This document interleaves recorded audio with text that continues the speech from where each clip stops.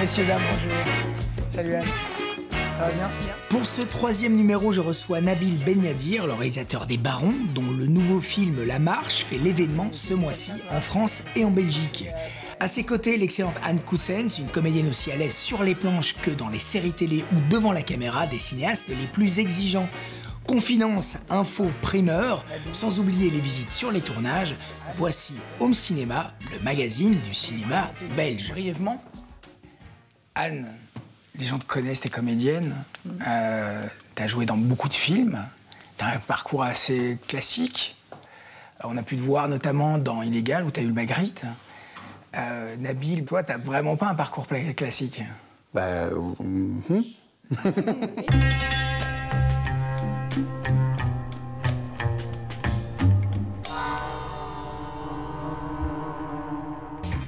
Automne 1983, dans un contexte de violence policière et de montée du FN, une poignée de jeunes du quartier des Minguettes à Lyon se mobilisent contre le racisme.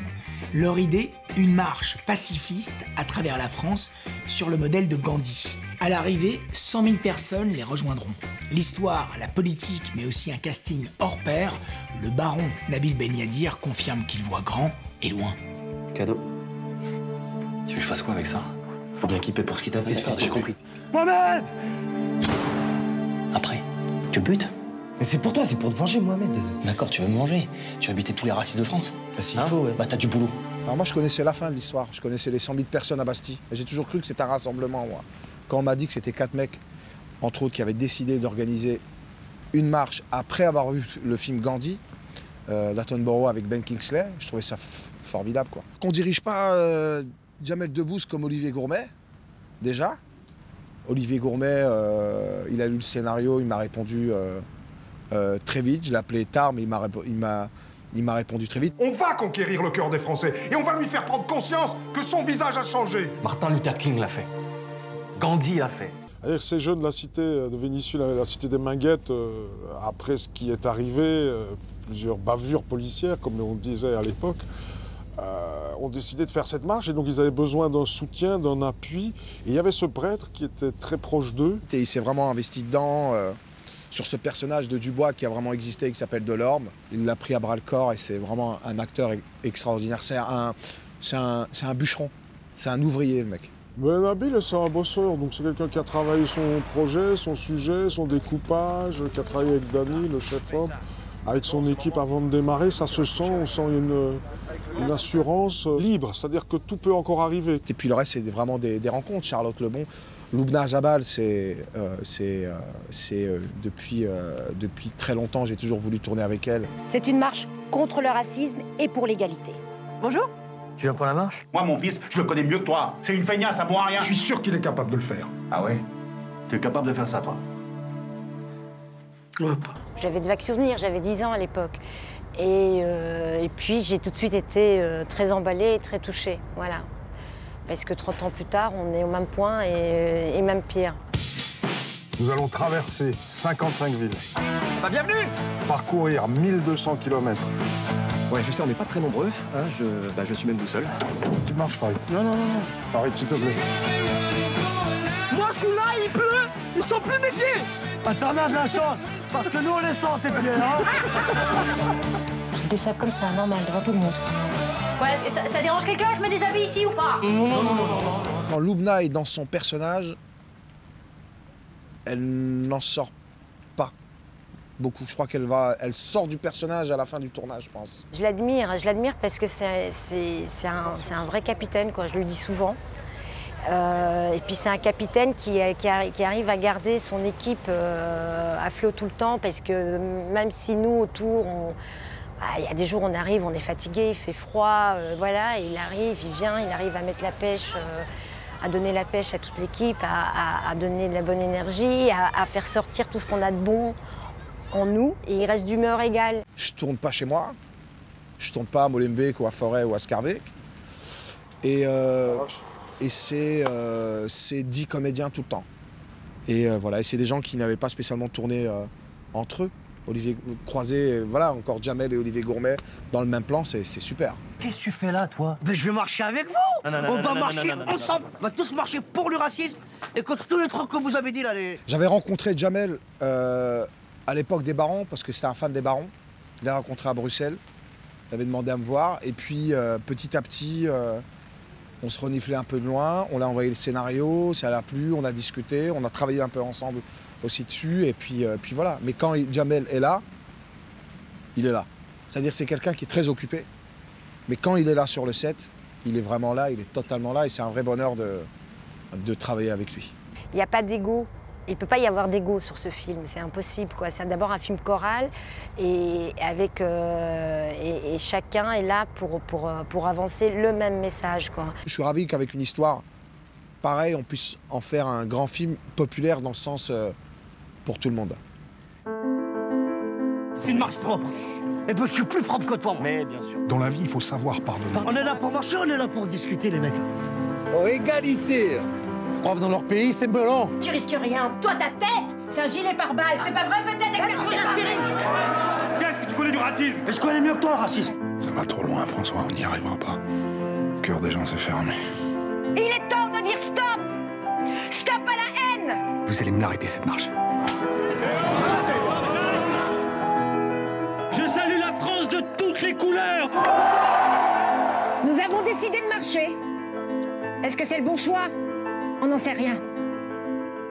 Mais au moins, on aura essayé. Moi, ce qui me surprend, j'ai vu La Marche hier, Nabil, c'est...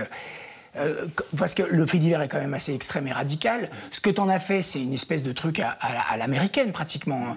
Ça me fait penser à, tu sais, ces biopics à l'américaine, à Harvey Milk ou les biopics Malcolm X, etc. Mais tu mets le souffle et le cœur. Tout est parti, c'est quand tu rencontres ces vraies personnes, ces vrais marcheurs. Une personne qui s'est ramassé une balle et qui, après 15 jours de coma, se lève et qui a une lubie, une folie, dit on va faire comme Gandhi. Et quand tu les rencontres, tu ne peux que leur dire je vais faire un vrai film de cinéma avec vous. Je vais faire un film sur des super-héros. Quand tu vois que ces gens ont été abandonnés pendant 30 ans, que 80% des jeunes ne connaissent pas cette histoire, tu te dis je veux la rappeler à tout le monde et je veux la raconter. Et donc j'avais besoin de dire Gandhi a eu son film, Malcolm X a eu son film, on va faire un film pour Toumi Djaïdja. Et puis j'avais besoin aussi de remettre l'église au milieu du village, parce que tout le monde, bon ça c'est un peu politique, mais tout le monde se disait ah oui, c'est Harlem Désir, d'SOS Racisme qui ont organisé cette marche. Et tout le monde l'a cru, et je le reprécise à la fin, c'est pas vrai. C'est des mecs des Minguettes qui avaient une association qui s'appelait SOS Minguettes. Après il y a eu SOS Racisme. Mais c'est pas eux. L'histoire des marcheurs, t'as pris beaucoup de liberté autour de ça, non? Bien sûr. Énormément. Oui, bien sûr, mais parce que c'est ça le cinéma, tu vois. Ouais, c'est une œuvre de fiction, c'est un peu comme Illégal est une œuvre de fiction autour d'un fait divers qui est terrible, en fait. Mais il y a du cinéma, c'est transcendé, il y a du souffle. Moi, j'avais besoin de rassembler, tu vois.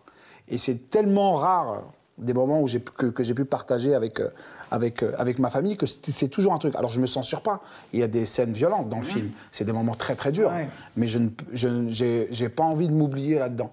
D'un côté comme dans un autre, je vais pas faire Grise, mais j'ai besoin d'avoir un cinéma qui me ressemble. J'ai besoin de pouvoir un jour revoir mes films. Donc, et puis c'est sur mon humeur, j'ai envie de parler à tout le monde. Je ne vais pas prononcer un mot que je ne connaissais pas hier, mais que j'ai vu sur Arte dans la soirée Théma sur Ernest Solvay. Tu vois, c'est pas un truc que je fais. Parle-nous un peu de ton rapport au cinéma, Nabil. D'où tu viens et comment est venu ton amour du cinéma? Moi, j'ai grandi avec des films, les films avec Louis de Funès, quoi. Les films avec Louis de Funès, les films de Bollywood, ceux qui durent 4 heures sans pause, sans rien. Parce que c'était les seuls films qu'on pouvait regarder en famille, parce que j'avais pas de télé dans ma chambre. Donc moi, je suis rentré par là. Et puis ma mère était fan du cinéma, on va dire l'âge d'or du cinéma. Enfin, en tout cas Hitchcock et tout ça. Ma mère, elle a toujours été passionnée. Et j'étais le seul, par contre, qui regardait les films d'Hitchcock. Parce que mes frères en avaient rien à cirer. Et voilà, donc c'est ma mère qui m'a appris, parce que je disais, ouais, c'est des films de Louis de Funès. Elle m'a dit, non. Louis de Funès, c'est un acteur, tu vois, c'est le film de Gérard Houry. Et on donne le nom du réalisateur. Parce que moi, à l'époque, c'était les films de Bruce Lee ou les films de tel ou tel. C'est elle qui m'avait donné ma première leçon de cinéma, c'était de citer le nom du réalisateur. À partir de quel moment tu t'es dit, toi, je vais le faire, je vais faire ça? Moi, j'ai toujours voulu faire du cinéma. Premier film que je voyais, ça m'a toujours donné envie d'être dans un plateau de cinéma, tu vois, d'aller gratter la lumière. J'ai tout fait, moi. Je partais à l'IAD, essayer de voir comment est-ce qu'on fait pour faire un film avec vous, les gars. Il me dit, il faut s'inscrire à l'école. Je dis, on est au mois de novembre, les gars, c'est trop tard. Donc j'étais là, je faisais les films de fin d'études, tu vois, j'allumais la lumière pendant le tournage. Une fois que ça tournait, c'est moi qui allumais la lumière rouge pour que les gens dans le couloir fermaient leur gueule. Et donc c'est moi qui... j'ai fait ça. Et La Fosse et tout ça, je les voyais là-bas, moi, à l'époque. Tu vois? Et toi, comment ça s'est passé, ça, Anne? À partir de quel moment tu t'es dit, je veux vraiment faire ça? Oh, c'est venu super tard, en fait, parce que je n'étais pas du tout d'une famille artistique, ni d'un milieu, et que mes parents n'étaient pas du tout pour. Je faisais du théâtre depuis que j'étais toute petite, mais par plaisir. J'imaginais pas du tout en faire un métier. Et puis c'est venu tard. J'ai fait d'abord des études à l'UNIF, et puis un jour, c'est un metteur en scène qui m'a dit un jour, mais pourquoi tu irais pas et pourquoi tu ferais pas le conservatoire? Mais de moi-même, j'y avais pas pensé. Enfin voilà. Et tu avais un rapport particulier au cinéma? Ça m'a permis de pouvoir croire ou de pouvoir. Voilà, donc c'est venu assez tard en fait. Puis j'ai fait le conservatoire à Bruxelles, puis à Paris, et puis voilà. On parle beaucoup de cinéma belge. Malheureusement, beaucoup de réalisateurs n'arrivent pas à trouver un public. Toi, depuis Les Barons, t'es un des rares qui est arrivé à trouver son public. Il se trouve que là, avec La Marche, de par son sujet, de par l'ambition du film, je pense que tu vas embrasser beaucoup de choses. Donc, là, en parlant des réalisateurs qui cherchent à trouver le public, je pense qu'on est... Il y en a qui ne cherchent pas. Hein. Je garantis qu'il y en a qui ne cherchent pas. Il y en a qui ne veulent pas. Il y en a qui n'entendent pas. Il y en a qui ne veulent pas. Il y en a. Moi, j'ai l'impression que c'est le rêve de tout réalisateur, c'est de rencontrer son public. Enfin, moi, je le vois que de la... Enfin, Olivier un peu plus personnellement, mais lui, c'est ce qu'il cherche. Enfin, vraiment. D'ailleurs, s'il a fait Illégal, c'est vrai qu'il y avait ce fait de société, mais il a tout... Enfin, voilà, pour lui, le plus important, c'était la relation mère-fils, parce que ça, c'est universel et que ça peut parler à tout le monde. Mais c'est vrai que c'est pas facile et c'est... Enfin, je pense qu'il n'y a pas de recette, mais je pense que les réalisateurs, enfin toi aussi, tu cherches. Non, mais voilà, donc c'est ça qui est compliqué. Tout le monde essaye de trouver son public et d'autres ne font que ça. Ouais. Tu vois? Et c'est ça le problème, partir dans l'autre extrême. C'est de prendre un touchable et les ch'tis, dis-moi, qu'est-ce qu'il a fait? Il me faut un black, il faut une chaise roulante, ok, il faut un mec avec un accent ch'ti, ok, on va faire ça. Et c'est quoi le scénario? Mais c'est pas grave. Et puis ça devient une vraie catastrophe, parce que ton idée de départ, qui est finalement radicale, tu te dis que ce film va coûter autant. Tu l'envoies à un acteur qui te dit « Moi, j'aime pas ci, j'aime pas ça, j'aime pas ça ». Tu dis « Va te faire foutre ». Et la télé te dit « Ah non, si lui, tu lui dis « Va te faire foutre », tu ne dis « Va te faire foutre ». Donc tu l'écoutes, tu changes. Il faut que tu prennes sa coiffeuse, il faut que tu prennes sa sœur, et puis il faut que tu prennes sa grand-mère aussi, parce qu'elle fait du monté. Et puis à la fin, il faut que tu changes ça. Et puis à la fin, il faut dire « Bon, ton film, finalement, qui était prémédité à 2 heures, va falloir qu'il fasse 1h29 ». Donc voilà, et j'ai essayé de niquer tous ces trucs, et c'est un mec, c'est con, mais c'est grâce à un producteur comme Hugo, comme Jamel Debbouze, que j'ai pu faire un film de 2 heures. Et je pense qu'il y a l'aspect militant aussi. Ton film a suffisamment... protégé par le sujet. Il a une substance politique qui te permet cette radicalité-là. Bon, et le film sort quand, alors? Il sort le 27 novembre. En France? En France, en Belgique, en Suisse, ouais. En même temps. Et bah, ça va te faire des vacances après. Après, ouais, après je tombe. Après je dors.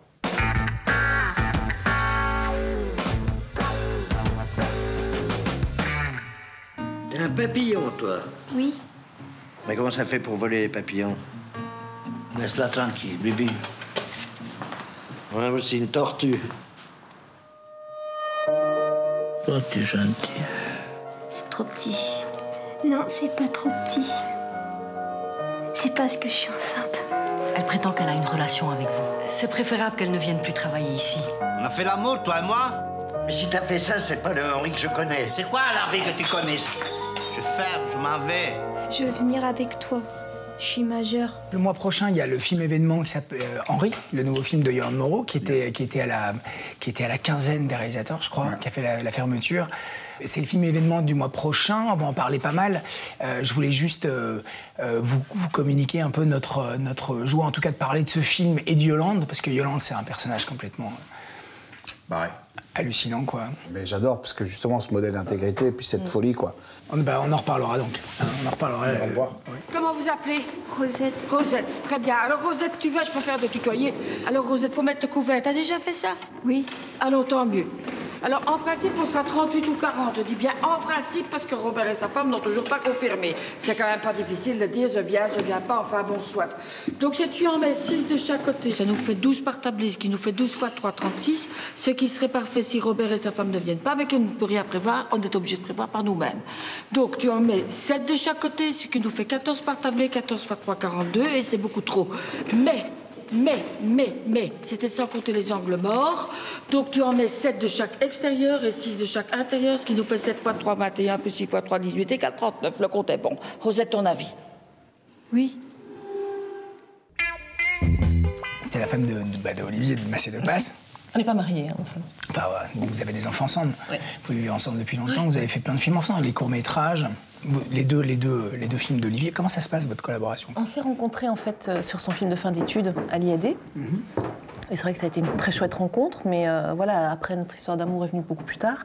Donc on s'est d'abord rencontrés sur le travail. Et puis c'est resté, en fait, voilà, c'est un désir d'Olivier chaque fois de m'inclure dans ses films. C'est pas une demande de ma part. Là, il va faire un film pour Canal avec des Basques et des Espagnols et c'est tout juste... Enfin, voilà. Je lui ai dit non, l'espagnol. J'ai fait la russe, je ne ferai pas l'espagnol. Donc, ça, c'est clair.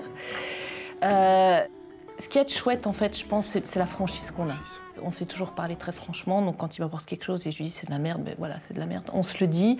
Quand il me voit dans un autre film qui dit que... Enfin, voilà, on a eu toujours un rapport de franchise.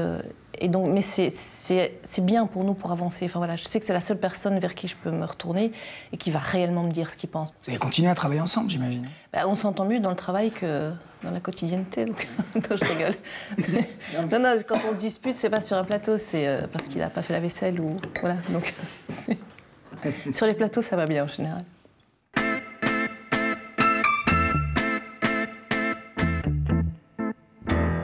Un détective sur le retour, une jeune fille en révolte et un secret familial bien gardé. Il y a quelques semaines, Savina Delicourt entamait à Bruxelles le tournage de son premier long-métrage, Tous les chats sont gris la nuit, projet essentiellement belge, interprété par Anne Coussens et Bouli Lanners. Dans un emploi taillé sur mesure, ce polar existentiel a tout pour faire saliver. Premières impressions par les principaux intéressés, dont une jeune réalisatrice très prometteuse, formée à l'école du cinéma anglais. C'est l'histoire d'une adolescente de 15 ans qui s'appelle Dorothy, qui sait que son père n'est pas son père et qui veut savoir la vérité sur son origine. Et elle va poser des questions à sa mère pour lui demander d'où elle vient, qui est son père biologique. En fait, elle va rencontrer un détective privé et il se trouve que ce détective est persuadé que c'est lui le père biologique. Il va essayer de renouer avec elle, mais la fille ne sait rien et elle, paradoxalement et parallèlement, recherche son père. Donc il y a cette espèce de chassé-croisé entre les deux personnages. Mon personnage commence à être contente parce qu'elle parle à un adulte qui la comprend et qui lui dit toute la vérité, enfin en tout cas qu'elle croit, qui lui explique son métier, qui lui explique ses passions, sa musique et tout. Et donc elle est du même niveau et elle se sent enfin plus ou moins à sa place. Je crois que c'est le moment dans la vie où tout d'un coup on ouvre les yeux, on voit les adultes différemment, avec un regard critique. Savina m'avait envoyé en même temps que le scénario toutes les recherches qu'elle avait fait au niveau image, au niveau... surtout, moi ce qui m'a le plus marqué, c'est tous les dessins de l'ado, tout son journal intime. Voilà, on sent qu'elle y travaille depuis plusieurs années, on sent que qu'elle est vraiment pleine de son film. Souvent, elle me pose des questions, est-ce que tu fais ça, moi je faisais ça, etc. Et donc oui, quelquefois, je me dis qu'elle a un peu quelques caractères de Dorothy, mais c'est pas du tout le même personnage, c'est pas du tout la même histoire. Mais je pense qu'elle a tiré, comme tout le monde, un peu de son histoire, quoi. Ça, c'est quoi? Ce sera un mélange entre un drame humain, parce que c'est de ça qu'on parle, c'est la difficulté à communiquer dans la famille, la difficulté à être, en fait, à trouver sa place, à savoir qui on est. Mais il y aura des moments légers et comiques. Le choix d'un film se fait sur base d'un scénario et puis d'une rencontre avec le réalisateur, ici la réalisatrice, et aussi j'ai vu ses films, j'ai vu le travail qu'elle a fait. Et donc elle a une personnalité très particulière, elle a fait des études en Angleterre, elle a fait des films anglais, des courts-métrages anglais. Donc il y a ce côté qui n'est pas du tout...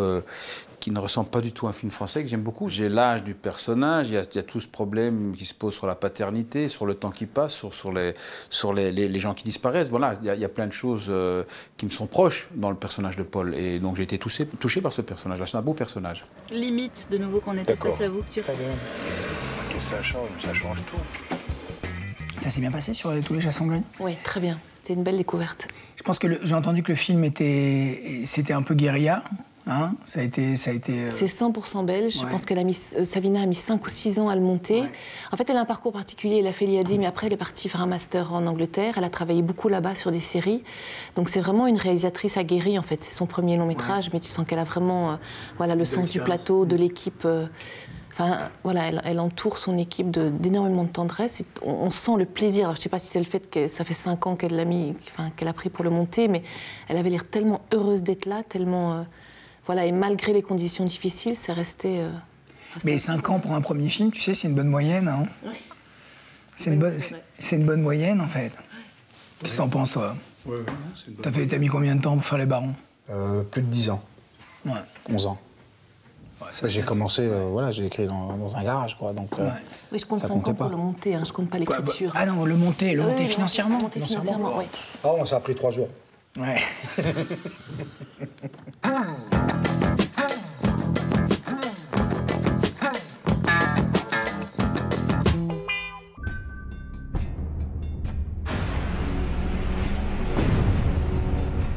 This is Maersk, Alabama. We are an unarmed freighter. We have 2 skiffs approaching with armed intruders. Potential piracy situation. Copy, Alabama. You should alert your crew and get your fire hoses ready. Yeah, is that it? Chances are it's just fishermen. They're not here to fish. Donc le film Capitaine Phillips, c'est un film avec Tom Hanks. C'est un film qui est adapté donc de 2 bouquins sur une piraterie somalienne. Et donc il y a une confrontation, une espèce de duel, un peu comme dans Gravity, c'est-à-dire que c'est une espèce de blockbuster intime entre ces deux hommes qui ont des responsabilités lourdes, des hommes, et qui vont être confrontés à l'irréversible, en fait. Everything gonna be okay. Look at me. Sure. Look at me. Sure. I'm the captain now. Je pense qu'on ne se rend pas compte à quel point ce réalisateur a influencé durablement, depuis 10 ans, le cinéma moderne. L'approche de Greengrass, qui est une approche très très documentaire, puisque ce mec vient, donc c'est un journaliste de formation, qui vient de la télévision, de la rigueur de la télévision anglaise, qui a fait des films étonnants, mais qui a vraiment explosé de manière internationale avec Bloody Sunday. Et après Bloody Sunday, il a été happé par les sirènes d'Hollywood, surtout Universal, qui l'ont engagé pour faire les Bourne Ultimatum, etc. Ce type a vraiment inventé un langage absolument incroyable au cinéma, qui est la caméra à l'épaule. Et donc, on retrouve aussi bien dans Illégal que dans La Marche, même que dans Les Barons. C'est-à-dire que je pense que c'est un langage qu'il n'y avait pas il y a 15 ans, qui a durablement et vraiment influencé de manière viscérale les metteurs en scène modernes, mais il va tellement loin là-dedans que je voulais juste profiter de cette occasion de dire à quel point Paul Greengrass, c'est pas un faiseur, c'est pas un mec qui fait des films bêtes et méchants. Captain Phillips, can you hear me?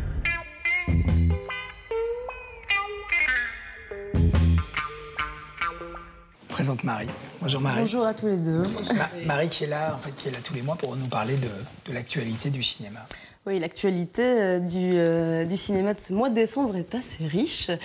Tout d'abord, il y a le Festival cinéma méditerranéen de Bruxelles qui se déroulera au Botanique du 5 au 12 décembre. Alors, en prévision des 50 ans des accords d'immigration turque et marocaine, il y a un hommage qui sera vraiment rendu aux cinéastes et aux comédiens de ces 2 communautés.